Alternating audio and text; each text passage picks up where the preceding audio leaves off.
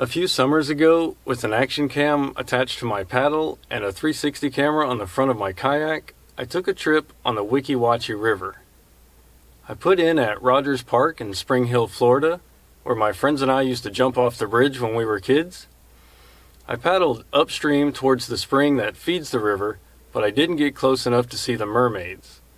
I did get close enough to film fish, manatee, a swimming snake, an anhinga, and a soft-shelled turtle.